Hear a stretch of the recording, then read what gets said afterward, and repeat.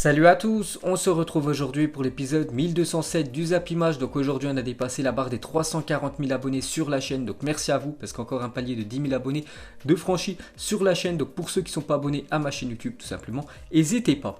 Donc on commence aujourd'hui avec un anniversaire d'un joueur du Paris Saint-Germain qui était titulaire avant-hier lors de ce quart de finale de Ligue des Champions. C'est le milieu espagnol Ander Herrera qui fête aujourd'hui ses 31 ans.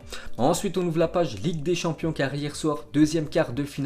Donc c'était entre les Allemands du RB Leipzig et l'équipe espagnole de l'Atlético Madrid. Et surprise, parce qu'il y en a beaucoup quand même qui voyaient cette équipe de Madrid se qualifier pour les demi-finales. Pas du tout, parce que c'est l'équipe du RB qui s'est qualifiée grâce à une victoire 2-1 hier contre les Espagnols, donc Olmo et Adams. Donc le but victorieux du RB Leipzig a été inscrit à la 88e minute. Donc l'équipe de l'Atlético n'a pas eu le temps de réagir pour égaliser et pour envoyer cette équipe allemande en prolongation. Donc félicitations au RB Leipzig qui se qualifie en demi-finale. Donc on continue avec ce club allemand donc fondé en 2009. Donc cette équipe du RB Leipzig a été créée il y a seulement 11 ans. Ils sont déjà en demi-finale de Ligue des Champions, c'est quand même incroyable. Donc le RB Leipzig va maintenant disputer une demi-finale de Ligue des Champions. Quelle ascension! Donc en 2009, ils avaient commencé quand même en 5e division allemande. Et à chaque fois, voilà, ils ont gravi, on peut dire, les échelons jusqu'à venir en première division allemande, se qualifier en Ligue des Champions et maintenant être en demi-finale. Donc on peut voir l'ascension incroyable du RB Leipzig. 2009, création du club qui débute en 5e division. 2013, le club obtient le statut professionnel. 2016, première saison en première division allemande. 2017, première participation en Ligue des Champions. Et 2020, première qualification en demi-finale de Ligue des Champions avec le plus jeune coach de l'histoire de la compétition, 33 ans. Une ascension fulgurante qui force le respect quand même pour cette équipe du RB Leipzig. Ensuite, on continue avec eux. Donc premier huitième de finale de Ligue des Champions de son histoire. Donc qualification quand même contre les Anglais de Tottenham. En quart de finale, ils éliminent quand même cette équipe de l'Atlético Madrid. Une équipe vraiment redoutable en Ligue des Champions. Très compliqué à sortir cette équipe de Madrid. Leipzig l'a fait. Et ils vont disputer la première demi-finale de leur histoire contre le Paris Saint-Germain mardi prochain. Ensuite, on va parler de l'entraîneur allemand Julian Nagelsmann. Donc l'entraîneur du RB Leipzig, 33 ans, va devenir le plus jeune entraîneur de l'histoire à participer à une demi-finale de Ligue des Champions. Incroyable, à 33 ans, c'est déjà un coach alors qu'il y en a plein qui sont plus vieux que lui, qui jouent encore au football. Je pense à Lionel Messi ou même Cristiano Ronaldo, qui sont toujours joueurs, alors que lui, il a déjà passé ses diplômes et il est déjà entraîneur d'une belle équipe, parce que son équipe est quand même en demi-finale de Ligue des Champions. Ensuite les gars, on va parler d'un joueur français qui a été monstrueux hier, c'est Dayot Upamecano, le défenseur du RB Leipzig, déjà qui a été élu homme du match. C'est vrai qu'il a fait une prestation énorme. Dayot Upamecano, ça ne m'étonnerait pas de le voir dans le futur rassemblement de l'équipe de France. Bien sûr, si Deschamps regarde les matchs de Ligue des Champions, il va le prendre, c'est quasiment sûr à 100%. Il a été énorme hier. Il y a une petite photo montage de Upamecano avec Diego Costa, l'attaquant de l'Atlético Madrid, qui a beaucoup plus d'expérience en Ligue des Champions que Upamecano. Mais hier, tout simplement, on a vu que Upamecano et on n'a pas du tout vu l'attaquant espagnol. Ensuite les gars, on va parler de Tyler Adams, est le premier américain de l'histoire à marquer en quart de finale de Ligue des Champions. Donc lui, il était rentré en cours de jeu et il a marqué à la 88e minute. Donc c'est le premier américain à inscrire un but en quart de finale de Ligue des Champions. Donc félicitations à lui, il permet à son équipe de se qualifier en demi-finale.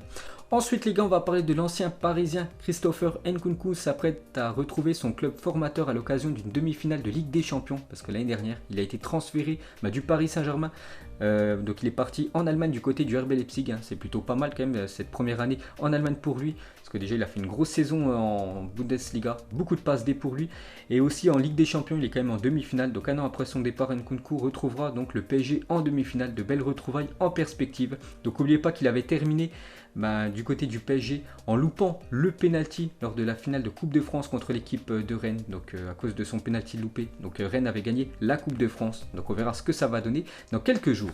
Ensuite du coup, on peut voir la première affiche des demi-finales pour cette saison de Ligue des Champions, donc le Paris Saint-Germain contre le RB Leipzig, et ça sera historique pour l'une de ces deux équipes. Pourquoi? Parce que le Paris Saint-Germain et le RB Leipzig n'ont jamais joué de finale de Ligue des Champions, donc il y en a une bien sûr qui ira en finale de LDC, en espérant bien sûr que ça soit le Paris Saint-Germain. Donc on continue sur cette affiche. Donc J-4, ça sera mardi soir. Donc lors de la saison 2007-2008, Thomas Tuchel entraîne les jeunes du FC Augsbourg. Sous ses ordres, un certain Julian Nagelsmann, 20 ans à l'époque.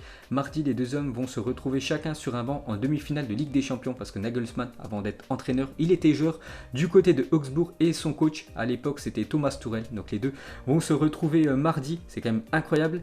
On continue les gars avec le Paris Saint-Germain et le RB Leipzig. Donc le RB Leipzig, je vous ai dit, Ça fait seulement 11 ans que le club a été créé. Donc ils ont joué une fois contre le Paris Saint-Germain. C'était lors d'un match amical. C'était en juillet 2014. Donc il y a 6 ans, le RB Leipzig, tout juste promu en deuxième division allemande, affrontait le Paris Saint-Germain en amical. Personne n'aurait imaginé que les deux équipes s'affronteraient 6 ans plus tard à l'occasion d'une demi-finale de Ligue des Champions. Donc on peut voir à l'époque, il y avait Zlatan bien sûr côté Paris Saint-Germain. Et à l'époque les gars, cette équipe du RB Leipzig qui étant quand même en deuxième division allemande s'est imposée 4-2 contre le Paris Saint-Germain. Ensuite cette fois-ci une déclaration de Dayot Upamecano, l'ancien Valenciennois. Donc il a dit le Paris Saint-Germain c'est le plus grand club français et ça on le sait, on s'attend à un gros match. C'est vrai que c'est une énorme affiche les gars. Leipzig qui joue quand même très bien au football, on a bien vu hier les gars que ça pratique du très bon jeu côté allemand contre le Paris Saint-Germain.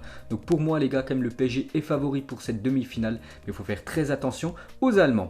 Ensuite et dire que Timo Werner qui a inscrit 47% des buts de Leipzig cette saison n'est plus là. Grand respect à cette équipe allemande du RB Leipzig sans son meilleur attaquant, donc Timo Werner qui a été transféré il y a quelques semaines du côté de Chelsea. Ils ont quand même réussi à se qualifier en demi-finale. Et pour finir avec cette équipe du RB Leipzig n'a perdu qu'un seul de ses 9 matchs disputés en Ligue des Champions cette saison. Donc le bilan 6 victoires, 2 matchs nuls et une défaite. Donc la défaite, n'oubliez pas, c'était contre l'Olympique Lyonnais en phase de groupe. En plus Lyon était venu s'imposer en Allemagne au match retour. Lyon avait fait un match nul. Donc pour vous dire l'exploit des Lyonnais. Ensuite les gars, on va parler côté Atlético. C'est quand même une grosse désillusion pour cette équipe espagnole. Donc on peut voir la une du journal Marca bien sûr avec Diego Simón, l'entraîneur voilà, qui est déçu, dépité après l'échec de son équipe. Donc pour la première fois de sa carrière, Diego Simón est éliminé de la Ligue des Champions par une équipe qui ne compte pas Cristiano Ronaldo dans ses rangs. Parce qu'à chaque fois il était éliminé par souvent, quand même, il faut le dire, par l'équipe du Real Madrid. Il a perdu quand même 2 finales de Ligue des Champions où Cristiano Ronaldo, à chaque fois, c'était le bourreau de cette équipe de l'Atlético Madrid. L'année dernière, c'est l'équipe de la Juventus qui comptait bien sûr Cristiano Ronaldo dans ses rangs. Et Leipzig, c'est la première équipe qui ne compte pas Cristiano Ronaldo à éliminer l'équipe de Diego Simón. Ensuite, pour continuer avec lui, donc pendant toute la première mi-temps du match, le coach de l'Atlético Madrid, donc Diego Simón, a compté toutes les fautes du RB Leipzig et faisait des gestes à l'arbitre à chaque fois avec le total. Il est fou. C'est vrai que cette équipe du RB Leipzig, futur adversaire du Paris Saint-Germain, c'est une équipe qui met un gros impact physique. Voilà, c'est une équipe qui fait pas mal de fautes. Donc attention Paris Saint-Germain, ça va être très brutal bien sûr mardi contre les Allemands. Donc il a compté toutes les fautes et c'est vrai que les Allemands hier ont fait beaucoup de fautes contre cette équipe espagnole.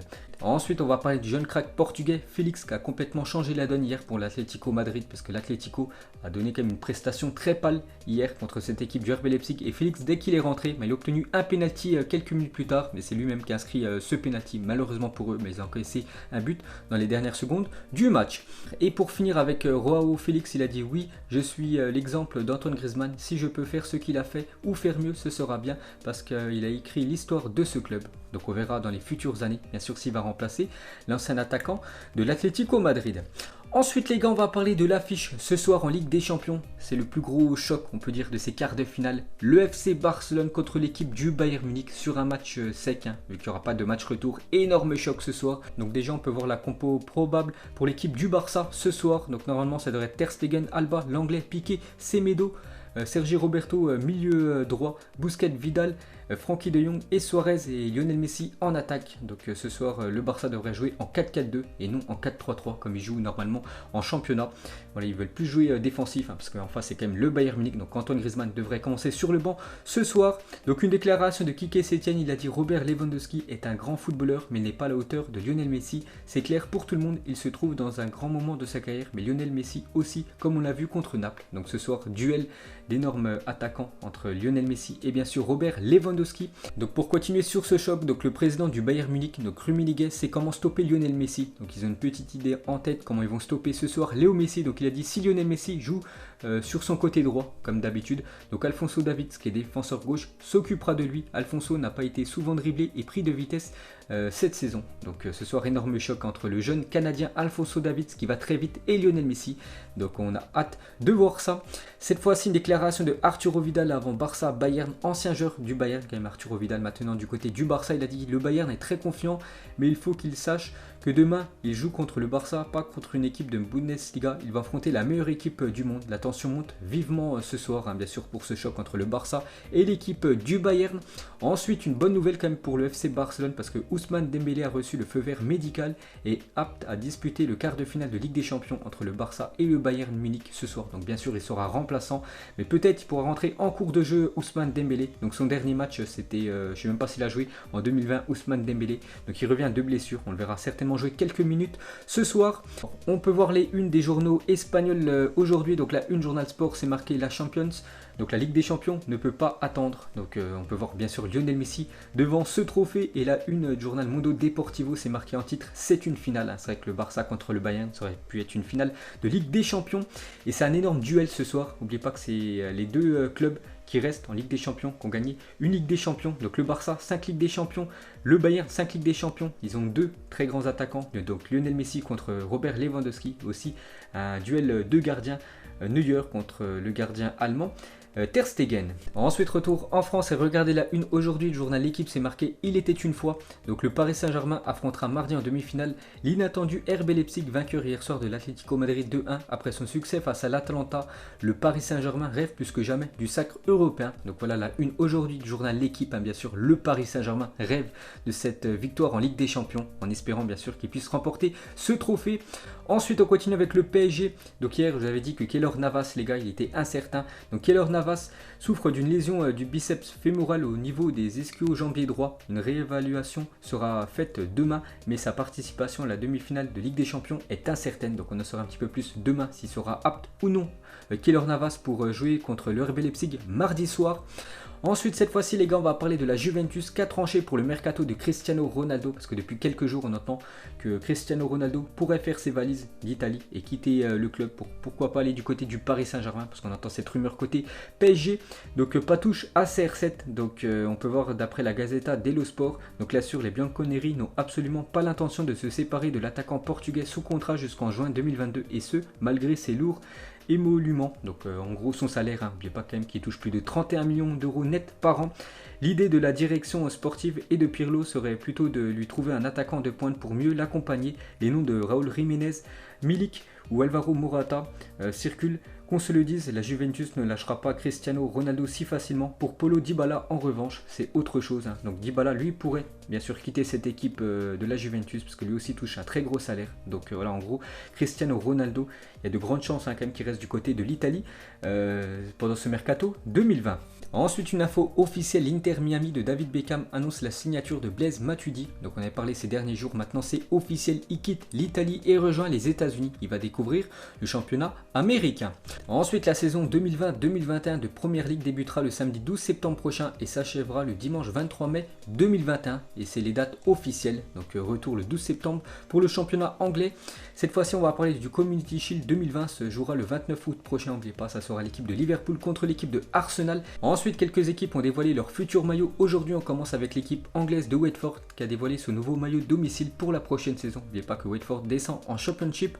On continue cette fois-ci avec Liverpool qui dévoile son nouveau maillot extérieur. Donc j'ai présenté il y a quelques jours le maillot domicile. Cette fois-ci, le maillot extérieur, un maillot vert, on peut dire, pour cette équipe de Liverpool, sponsorisé par Nike. N'oubliez pas, cette fois-ci c'est l'équipe de Dijon qui dévoile ses futurs maillots, donc le maillot domicile qui ressemble un peu au maillot de Guingamp et le maillot extérieur de cette équipe du DFCO. Cette fois-ci c'est l'équipe de Lille qui dévoile son troisième maillot pour la prochaine saison. Je le trouve très beau, ce futur maillot du LOSC. Ensuite les gars, on va parler de Attic, donc un rappeur en visite au centre d'entraînement de l'Olympique de Marseille. On peut voir que Florian Thauvin lui a dédicacé son maillot. Petite info du côté de Marseille. Ensuite on va parler du Paris Saint-Germain qui rentre dans le club des comebacks. Voilà, un comeback lors d'un match de Ligue des Champions. Donc on peut voir pas mal d'équipes qui ont réalisé des comebacks ou des remontadas ces dernières années. On peut voir bien sûr l'équipe du Barça avec ce comeback contre l'équipe du PSG.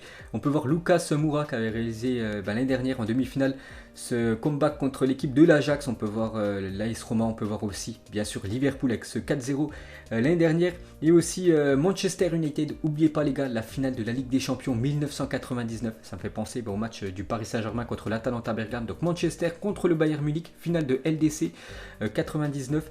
Donc le Bayern menait 1-0 jusqu'à la 90e minute et ils avaient perdu le match 2-1 parce que Sheringham qui avait inscrit le but égalisateur pour United à la 91e et Solskjaer, maintenant entraîneur de cette équipe de Manchester, avait inscrit le but victorieux à la 93e minute et Manchester avait gagné cette LDC. Et pour finir ce Zap Image, on termine bien évidemment avec le choc ce soir entre le Barça et l'équipe du Bayern. Mettez-moi un pronostic en commentaire. Donc moi je reste sur ce que j'ai dit depuis pas mal de temps, je reste sur la qualification du Bayern. Je vais dire 3-1 pour le Bayern Munich ce soir contre le FC Barcelone. Donc voilà les gars, la fin de ce Zap Image 1207. Donc si ça vous a plu, un petit like et je vous ferai l'épisode 1208 demain. Donc moi je vous laisse et je vous dis à la prochaine comme d'habitude. Ciao à tous.